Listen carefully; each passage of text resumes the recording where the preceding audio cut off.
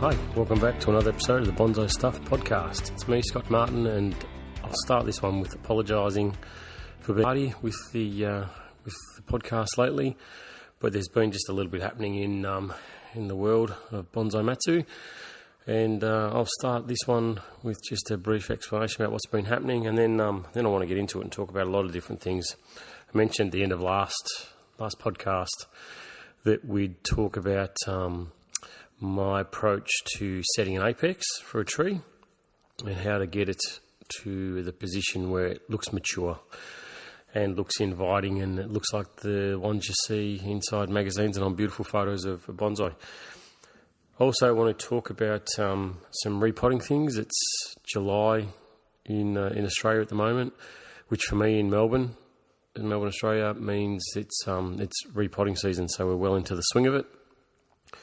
And there's a few things that never cease to impress me or amaze me when it comes to repotting your bonsai. And when you look and do a direct comparison between your root structure to your branching structure, and to find that link, the missing piece to the puzzle, that really inspires me. So I want to talk about that as well, and there's a bit to yabber on about. So let's get into it.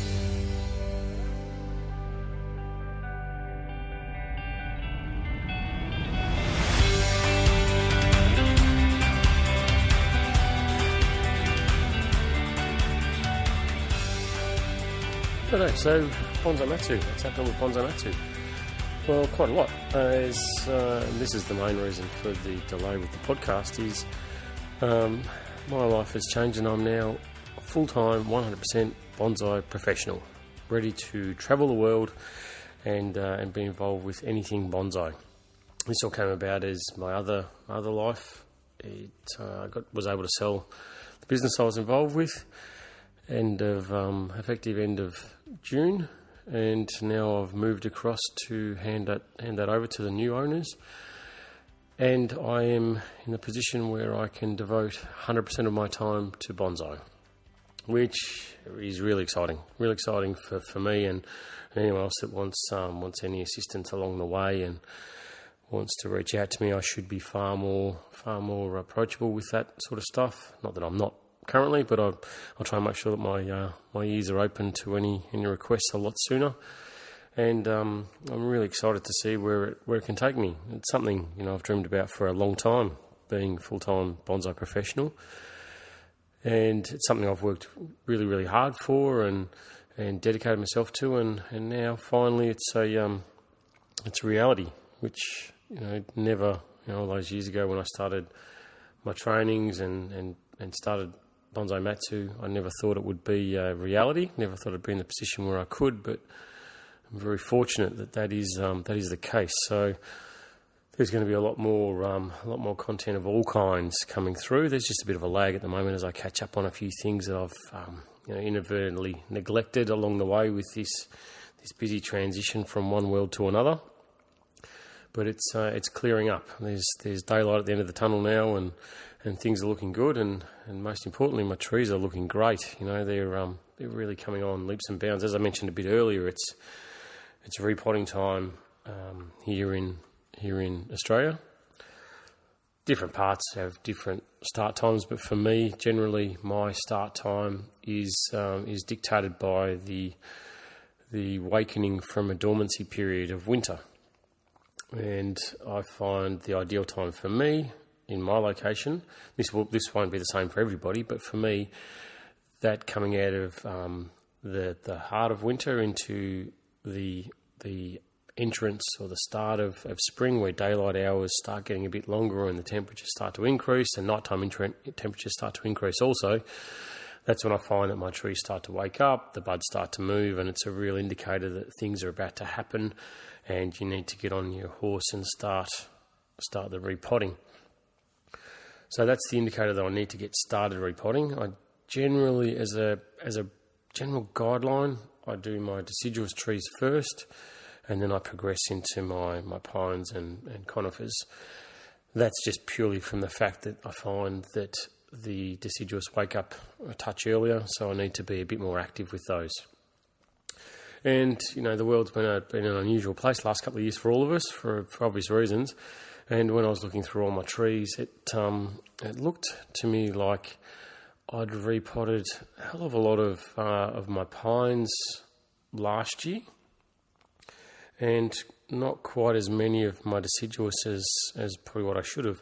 So I started looking back through the records, and it seems to be this pattern that I've developed where I'm very busy during the potting season doing a certain type of species, I suppose, which means that the following year it alternates. So rather than being busy every year with every type of tree, I seem to have come to this pattern, inadvertently, that allows me to, this year focus very heavily on my deciduous, and I've repotted.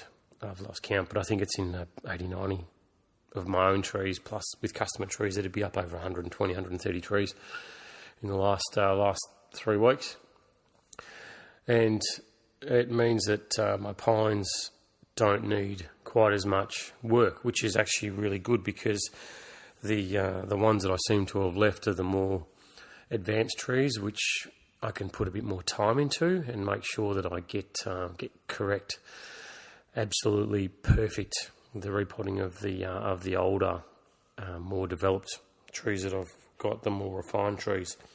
So that's where it's been at, and it got me as always. Whenever I do work on my trees and I'm solo and I have some time to myself, I have my little notebook with me, which I use for notes about this podcast, to be honest, and things that I need to focus on, and things that I should be doing and offering. And one thing that came to me was, what's the key difference between bonsai and great bonsai? Because you see great bonsai, you look at them and think they're amazing. They're branching, they're fine silhouette, especially deciduous trees over a winter period during that dormancy. When you look at the photos of them, back throughout history, when they've got all that fine, delicate branching, and you look at your own trees and you think that's just impossible. It must be purely time that makes that difference. And, I hear the comment all the time, and I've made it myself, I'll never be alive to see that tree reach its full potential. And I don't necessarily think that that's correct. I don't think it's true. Time definitely has a massive part in it, massive part. But time's got to be linked with really good practices as well, really good horticultural practices, and really good bonsai technique that you can learn and you can evolve. And a bonsai eye, which sort of helps you get there, and knowledge is one of the biggest catalysts for making these quantum leaps with your trees.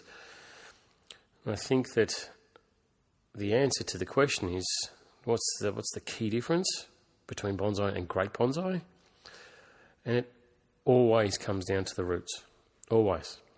And I bang on about this all the time, but I think that if you can honestly put as much, if not more, effort into what happens below the soil surface on your bonsai, then you'll be amazed at the difference with the top of your bonsai. There's always this rush to push your trees and style them and shape them and move them and get them designed differently. And if this branch was only a little bit over this way, and if this one was a little bit higher, and if the positioning of this on the trunk was here, and if that bend was like this. Whereas I think if you said, all right, I'm going to give it 2 solid years of fantastic root growth, and really, really focus on that with your potting mix, your positioning, your watering, your fertilising, every little component that comes into it with your bonsai, all that basic stuff, then I believe that all those issues that you have in the top part of the tree suddenly start to disappear. Yeah, sure, you've got decisions to make, you've got pruning to do, you've got wiring and shaping and all that sort of stuff, but the tree will develop a lot quicker, a lot faster if you just put that to the back of your mind and purely focus on what the fundamental strength of the tree is going to be. And it's always the roots. I had a scenario the other day where a fellow, Ricky, hopefully he's listening, go Ricky, was in the workshop, and he's got a range of seedlings of a certain species, a deciduous species, and some were put into just a bog standard nursery grade, bonsai mix, which is heavily organic with a few little pebbles in there, and they call it bonsai mix, which it looks fine to the uninitiated. And some were put into a pumice base mix, so far more open, far more gritty, for want of a better word. And the two trees, exactly the same age, exactly the same condition, exactly the same position on the bench. From one year to the next, when we looked at them, we were doing some different repotting with them. I think they were root over rocks we were looking at developing. And we knocked the pots off both of these trees side by side, and you could see them before you even looked at it. The foliage on the tree in the bog standard mix was wispy, for want of a better word. It wasn't thick, it wasn't lush, and there wasn't a lot of branches. Looked okay, but it didn't look unhealthy, but it didn't look like it was jumping out of its skin. And the other tree, to the right-hand side of it, you looked at it and went, wow, the foliage is everywhere. There is just a massive branches on this thing. It was a species that didn't drop its leaves, all of its leaves. It dropped most of them, but it still held some leaves on there. So this thing was chalk and cheese. It looked like it was, maybe a year ahead of the other tree in its development. And height-wise it was a little bit taller, but it was that density of branching, and it's what I call bonsai options. So looking at the two trees without even looking at the roots, if you saw both of those on a bench at a bonsai nursery, you'd pick the one on the right with all these extra branches, because you've got far more range and far more choice in what you do with the design of the tree. It's basic. We all do it naturally anyway, but you'd think it was an older tree, but it's not. It's just more developed in the foliage sense. So then we take these two trees, knock them out of the pots, and sit them side by side. And I said straight away, look at the roots on the tree and then look at the foliage, and it's almost identical.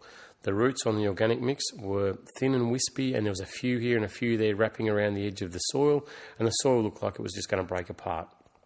The tree on the right with the pumice-based mix, there was roots everywhere. It was chockers. It was the root mass was holding steady because of the amount of roots that were growing in that pot. And it's so clear and evident that the development of any of your trees has got to be done with a really good focus, a really strong intent to focus on the roots of the tree, because the foliage mass is going to be balanced with the root mass. I mean, it makes sense. It has to. You can't have a million branches and 3 roots, but you can have three branches that are super strong with 1 million roots. I mean, the roots are the engine of the tree. That's where everything's going to happen that happens above the soil surface. So when we suddenly looked at the options to take this tree to the next level, as I said, they were going to become root over rock. You can imagine, not only have you got plenty of options with the branching structure and fronts and key branches for the future of this little seedling, but you've got a squillion roots on this thing, so therefore your design for the root over rock becomes so much easier, because you go, well, there's 50, 60 different options here. Which one do you want to take? The tree on the left in the organic mix. When you fall the roots apart, you go, well, okay, you've got 2 choices. That's it. That's all you've got. And really, the roots don't look that strong and healthy and that vibrant. So, let's see, the future of this tree is going to be one that's very limited and marred at this stage. So even though it's really, really early in the tree's development, the potential future root over rock outcome between the two trees is chalk and cheese. And it all comes from that basic fundamental of the soil mix that was used. And I know there's this real push, they're just starter trees, so I'm going to put them in an organic mix. I'm going to hear it all the time, and I agree with it. I did it at one point myself too, where you think it's not that important because they're young trees and they're still developing and whatever, but that's when it's most critical, is to get them in a really good mix, because your development phase, rather than being a plan for a 15-year progression, it suddenly becomes a 3, 4, 5-year progression before you get them to where you can be completely satisfied and really start making a dent on the design of that tree. Otherwise, as I said earlier, you may well be dead before the trees reach their potential, if they ever reach it. It's really common to hear, oh, this tree's 30 years old. It's been in my family for 30 years, and we've done this and we've done that. And you look at the tree, and there's only a handful of branches, and there's very little ramification, very little development. You rock the tree in the pot. There's next to no roots holding the thing in there, and it's like on one hand there's age, but on the other hand there's the structure of the tree. And bonsai is about the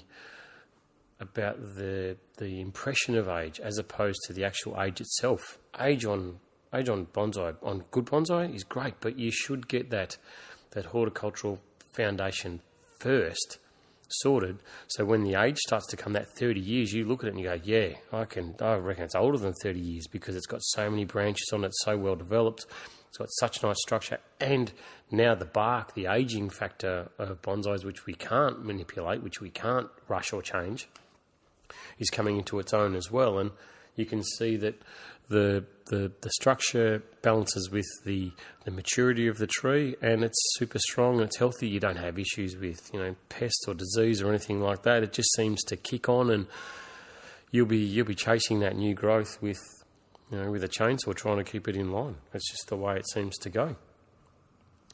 The other thing that always comes up at this time of year when I think about repotting is pot choice. It's the basic fundamentals when you look for a pot, when you're acquiring pots during the off season, the non-repotting. I don't suggest you go and buy pots really during the repotting season wherever you are around the world, because that's when the supply-demand equation comes into it, and suddenly your ratio for payment for the pot can seem to jump away quite significantly, and you'll possibly, I say possibly, be paying quite a substantial amount more than what you would if you bought it 6 months later. It's like anything, I suppose. But when you're looking at pots, real fundamentals. Look at the size holes and how many holes are on there. Don't just look at the glaze or the shape or anything like that, or look for chips and cracks, all the basic stuff. But look at how many holes are in that pot. Significant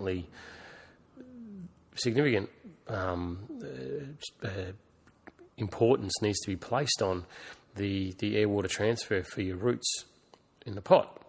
So, for instance, if you've got one tiny little hole in the middle, but it's a most magnificent-looking pot, that's cool. You can still get it, but you need to do something with that pot to make sure that you can put in a substantial size hole in the bottom of it, or a couple of holes, to not only help tie the tree in for security and for maximising that root growth of the tree, but also so that water can get out and oxygen can get back in, or air can get back into those roots to help them breathe. Now, I have a diamond tip little hole cutter that's possibly, I'm just measuring it with my hands now, I think it's about sort of 2 centimetres across, maybe about an inch across. And when I look at my pots, any of them, I look at them and think, is there any way that I can get more holes into that pot? Some of the great pots that I've got, the really nice Japanese pots, can often have up to 5 or 6 holes around the pot, which is, makes tying them in really easy, but it also allows for that water to get out of the root system and really get that oxygen, the air back in there for the roots. And I find that those trees are often healthiest.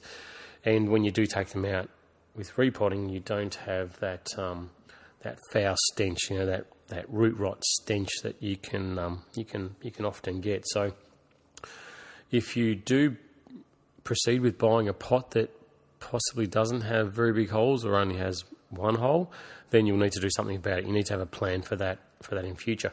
The other thing is that some of the cheaper pots that come from overseas, I find that they can have dips in the edge of the pot where they've got feet. Maybe if they've come out of a mould and there's low spots in the pot where the water's going to stagnate and sit.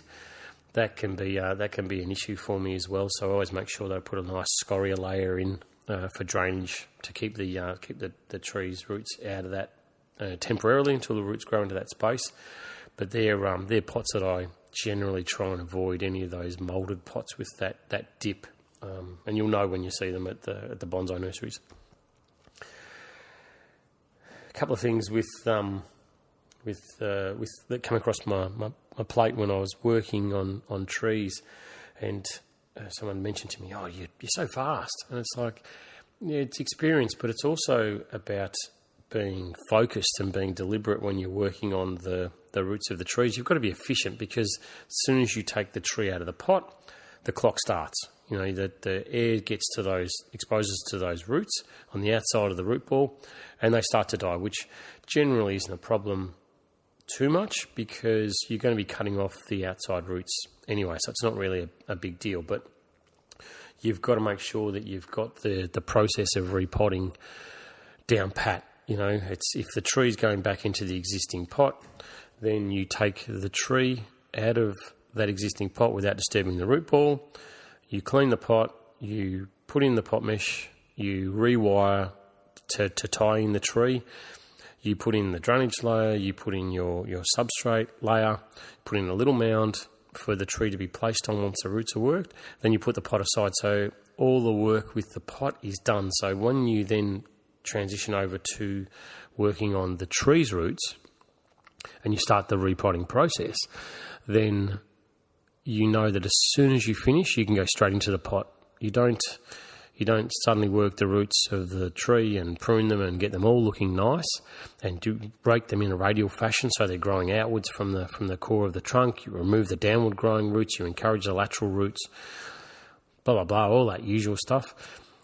Then you don't leave that and go and get a cup of tea and sit down and wait for 10 minutes because your hands are sore. That's the time. As soon as you finish that pruning process and you look at the roots and go, they look fantastic, then it's time to go straight back into the pot, wiggle it into the mound, so the mound of potting medium goes up into the cavities in the root base, secure the tree in firmly with nice size aluminium wire. My preference is between 2 to 2.5 mil wide, depending on the size of the tree, size of the pot. Tie it in, then start adding medium so you can protect those roots. Then a lighter layer of medium on the top, covered with sphagnum moss, then give it a good water. So the process has to be efficient, and it has to be relatively quick. It's not the sort of thing that can drag out for 3 or 4 hours. It has to be done in a really timely fashion, because the longer you leave it, then the longer those roots are going to be exposed to air, which means the more chance they have of then dying. So yes, you can seem quick, you just can't seem rushed. It needs to be with deliberate intent that you do every step along the way with repotting. And it's one of those things that I love repotting, because you only do it every 2, 3, 4, 5 years depending on the tree, and it's the chance that you get to make a quantum leap ahead with the tree, not only with its root structure, but also with the health of the tree. I think that's, it's the unseen hero of bonsai, is what happens below the soil. And go to a bonsai show and look at any great bonsai. You can look at the structure, and you can look at the branching, and you look at the wiring, and look at the trunk, and look at all that beautiful stuff. You can't dig around the roots. You can't push your finger onto the pot and say, geez, I wonder if they've got a lot of roots in there. I wonder what the roots look like. Are they fine? Are they thick? Are they this? Are they that? And you can't do that. But I find that doing it with my trees, I'll look at them growing, and some of them bloody magnificent ones that I've got, I really look forward to repotting them. Some years I have to hold myself back because I want to leave it for another year for the development of the tree, the repotting. But then when I do, and you open them up, you go, wow, those roots are just incredible. That's why, it just reaffirms it to me every time I get to repotting season, that focus on the roots is so fundamental and so important. When I was younger, I'd look at, you'd see bonsai magazines where there was trees being repotted, and you'd look at the roots on them and think, oh my God, there must be some special potion that you use. There must be something different that they're doing in Japan to what we can do here in Australia, because, or it must be what happens when the trees hit, 1,000 years old, they get roots like that. That just must be what naturally happens. Again, I'll be dead before I ever see that happen. And, I remember repotting back in those days and looking at mine going, wow, that's never going to happen. I've got these long, stringy roots that don't ever look like they're compacting. It's really hard to find anything to even secure the tree in the pot because there's just not enough roots there to do it. Or maybe they need bigger pots. Or maybe they need smaller pots. Or maybe they need this. Maybe they need that. It was only when the penny dropped, when I saw and got involved with repotting in Japan, when you start to see the type of medium that they use, and you understand and you talk to people that have got a lot of experience with it, and you get to see that at different times they do different things and they use different mediums and they change ratios, and suddenly the penny drops. You go, okay, so your focus shouldn't be on water retention with your potting mix. It should be on encouraging root growth. And it's that key fundamental change that was like a light bulb moment for me. Whereas I'd always thought and always been told that, summers are terrible on your trees. You need to have a potting mix which is going to retain water. And so I went, okay, well, you're more senior than I am. That must be true. I'll do it. And then your repotting comes around, roots look crap, and there's no development. It's like, okay, well, at least they didn't dry out during summer. But then suddenly you change the focus to being on root growth with a mix like this pumice-based mix or something equivalent to that, and you get away from that heavy organic mix that retains water to keep them soggy. Then when that happens, the whole balance, whole equilibrium of the tree changes, and it happens within a relatively, in bonsai terms, relatively short period of time. Over a couple of years, you can see massive, stark changes in your trees purely based on focusing on the potting medium that you're using. And it's one of those things that people were always scared to talk about, at a club meeting level, what mix that they used, because it's like it was some magical potion, and there was so many arguments. Oh, but I've always used this, and that's rubbish. You should use this. I'm sure it happens all around the world, but I can tell you from experience that getting into a pumice-based mix for your bonsai, you still get the water retention based on the surface properties of pumice, but you get the added benefit of this explosion of root growth. And it's got to be tapered and balanced with other components in the mix, which I'll leave up to everyone to work out their own fundamentals. But really, that's that key change from water retention to root growth. That's the big one. You get one thing from this podcast, make that it for the rest of your life.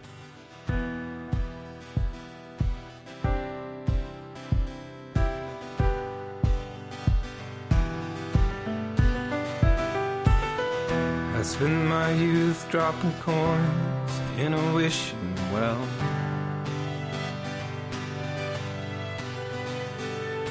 In hopes one day that I would find a story to tell. So, apex on your bonsai.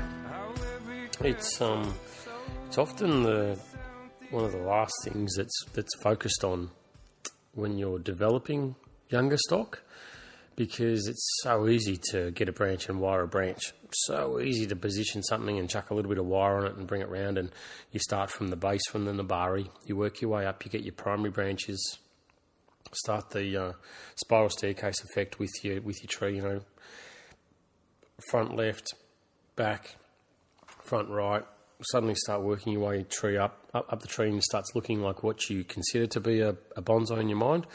Get to the apex and it's like, okay, so I've got one wispy little branch up here at the top of the tree, and I'm meant to make an apex out of this. How long does it take?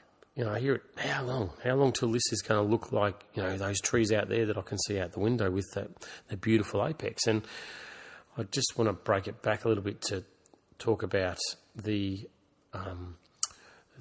impression of age that comes with an apex. Now, if you think about a young tree, just go to a nursery, anywhere, young tree in a park, whatever it is, and you see this thing starting to grow. There's not much happening. It's pretty thin and wispy. It gets up to be, couple of metres tall, something like that. And if you stand back and look at the tree and you had to draw a shape around the tree, then more often than not, you'd see that it's got quite a sharp point at the apex and will come down to form almost like a diamond shape for the tree.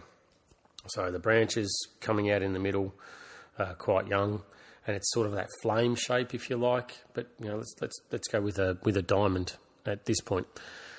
But the apex, this is the part that we're focusing on now, that has a very sharp point to it. All right?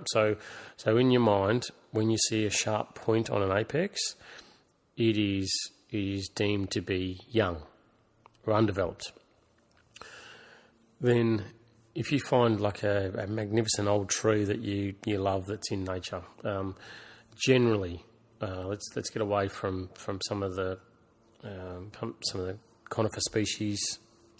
They still have some pointy apex on them that are quite developed, but ultimately, or the majority of the trees that you see, when they get to a certain point, they hit their maximum height that they can grow, whatever the species is, whether it's 20, 30, 40, 50, 100 metres, whatever it is. They get to that point where it's the maximum height that tree can safely achieve, or that it physically can achieve. Then the branching at the apex goes from being that pointy nature and starts to spread. If you imagine your fingers spreading in a fan-like fashion, that's the shape of a mature apex. And if you stand back and look at a lot of the trees around your area, even garden trees, you'll see that the older ones always seem to have a rounded apex. It's not that sharp point that you'll see on the young trees. It's more rounded. Now, the extent of the rounding varies. Some look like an umbrella. Some just look like they're a nice cloud-shaped pad, but they've all got that rounded nature to them. And that's where in my mind, the impression of age starts to come from with bonsai, when they've got that rounded apex to some degree. They can go too far, where they do become like an umbrella, like that broad, and I think you've got to try and avoid that at all costs. But having a rounded apex should be something in the back of your mind that you're thinking of when you're developing the apex of your tree. So initially what you'll do is, you've got to look for taper in stock. So taper is that thickening or going to a thinner position towards the top of the tree. So the thicker are the older parts, thinner are the younger parts. So what we'll do is we'll take a branch somewhere 2/3 of the way up the tree. Just an idea, right? So as you're following this stick that's going up, that's the consistent thickness, and there's no real taper in it. You want to shorten the height of your young stock. So what you'll do is you'll cut off the tree at about 2/3 height. You'll take one of the branches at that point, you'll wire that up, and that then becomes the future apex of the tree, the leader. We call it the leader.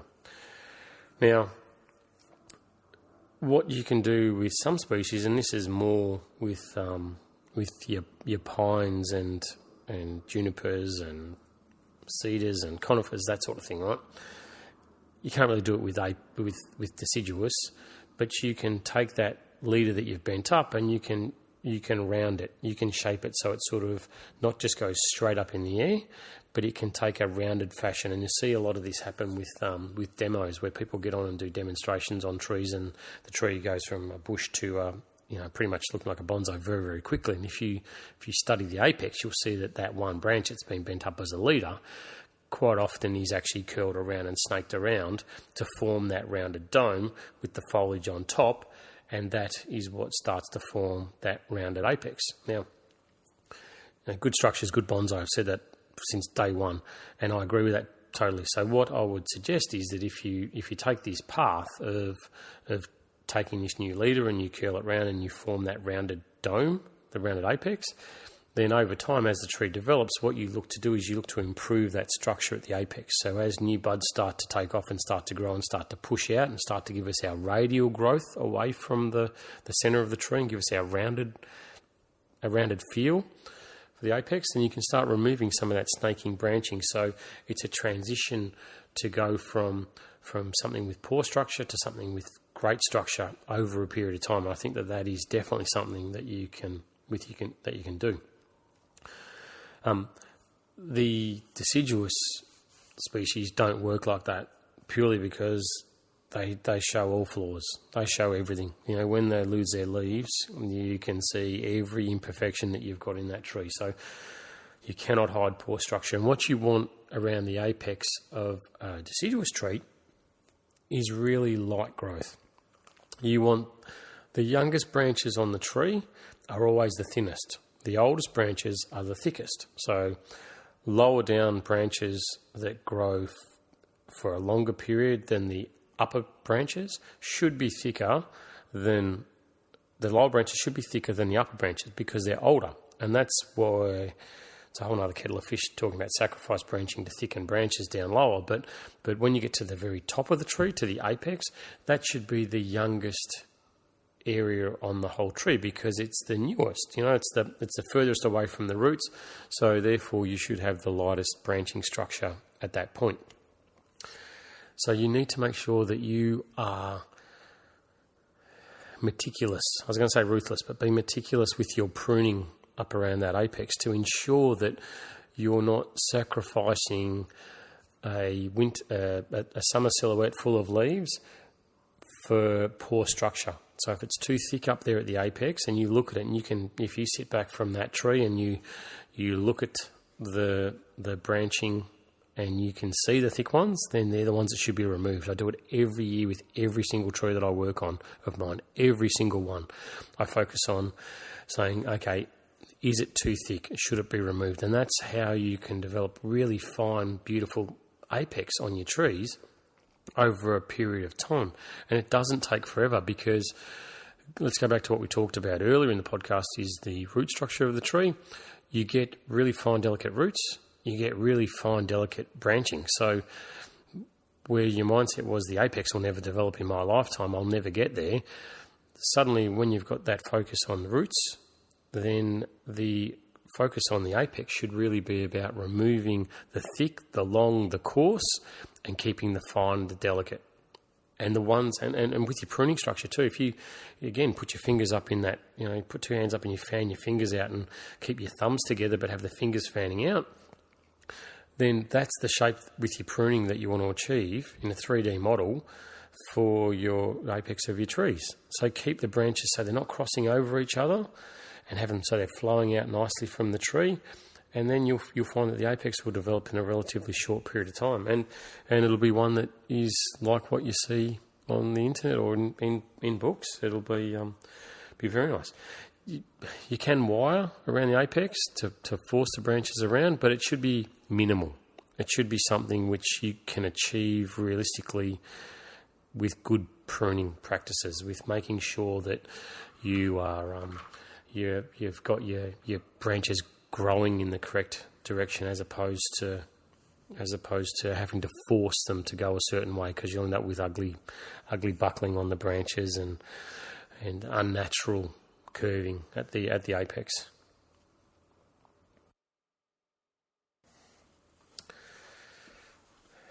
Okay, so there's another couple of things that I've written, some words of wisdom, if you like, bonsai words of wisdom that I tend to stick with as well, and I write them in this little book, and I find that really important to share this sort of stuff too, just to keep everyone with that spark with their bonsai, to make sure that you stay focused, that you prune them when you should, that you water them, that you love them, that you walk around and have your cup of coffee with them, or enjoy a glass of wine with them, or beer, or whatever it is. And there's never one piece to the puzzle. That was a big one that came up to me over the last month, because there's no golden ticket, there's no magic bullet that helps us make beautiful bonsai, and there's never one piece to it. It's a series of things that we do in combination with each other that ensures that our bonsai become something that we're really proud of. And what we're really proud of is unique. What I'm proud of is maybe very different to what you're proud of, and what I love looking at may be very different to what you love looking at. But those basic fundamental horticultural principles that we keep talking about and we keep focusing on with our trees remain consistent for every single one of us, no matter where you are around the world. So don't look for the quick fix. Don't look for the one thing that's going to make things different. Don't look for the golden ticket. Think about the series of things that have to be done in combination and do each of them very well. When you do that, you'll end up with great trees. It's natural. And also, strive for excellence. I think that's a given. You should, with your trees, strive for excellence always, but make sure that you enjoy the journey along the way most of all. It's the little things. Like I said, repotting, I get such a buzz out of it. It makes the hairs on my arm stand up right now while I'm talking to you about it, because I know that it's something which I can't do frequently. I can't just decide to go and repot a tree at any time that I like. I can wire a tree almost any time that I like, and I can prune almost any time that I like. But repotting, I know I've got to wait. I've got to be extremely patient with it. So it's one of those things that when it does come along, I really enjoy it, and I try and get the most out of it, because I know it's going to be another long year of all the other work that I've got to do with that tree or those bonsai before I can get back to it. Another thing that this will be expanded on in a future podcast, but as we get ready to wrap up, it's the one question I've got is, does it add to the design or does it distract from it?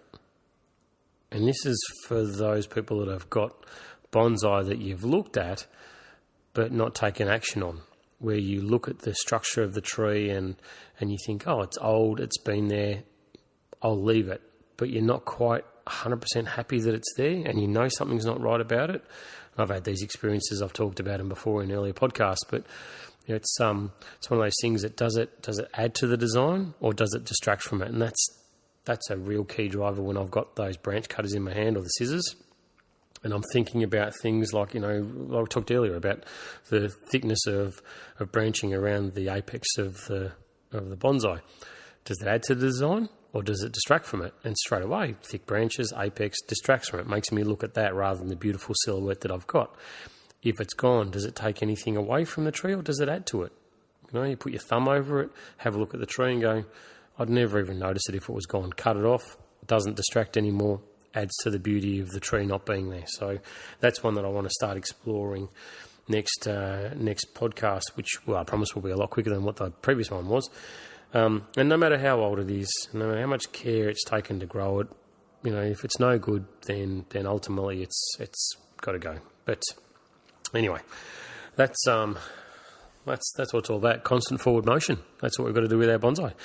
Keep striving to achieve the best and looking to go on and on and on. And I think something like that will help avoid hitting the brick wall when it comes to your bonsai and treading water and just doing things to keep them alive and being reinvigorated, to get your hands dirty again and spend time with them. It's so good for all of us to have this touch with nature and to focus on something that's greater and more important than what we are. So anyway, that's it. That's the podcast for this time. So thank you for sticking around. Thank you for all the support. Thank you for staying in touch. And as I said, full-time Bonsai Professional. Yep, can't wait. It's going to be awesome. There's going to be lots more happening in this space, and I look forward to sending you all off to a merry little sleep with my droning voice. But no, seriously, thank you for sticking around. Thanks for staying for another podcast. Make sure you subscribe and like on all the different platforms that you see it, because it means a lot to me to get in touch with anybody that is interested with bonsai and stay very approachable and very relevant to us all. So thanks very much, and make sure that if you do want to get in touch via Instagram, Bonsai Matsu, Facebook, just search Bonsai Matsu. You can email me, scott@bonsaimatsu.com, and just let me know how I can help, and don't hold back. I'd be disappointed if you didn't reach out and ask a question, no matter how small or silly it seems, because I'm more than happy to stay in touch. Stay tight with your bonsai. Make sure you water them if they need it. Give them a cuddle as well. Spend that extra 5 minutes with them today when you listen to this podcast, and just take a few deep breaths. Until next time, happy bonsai.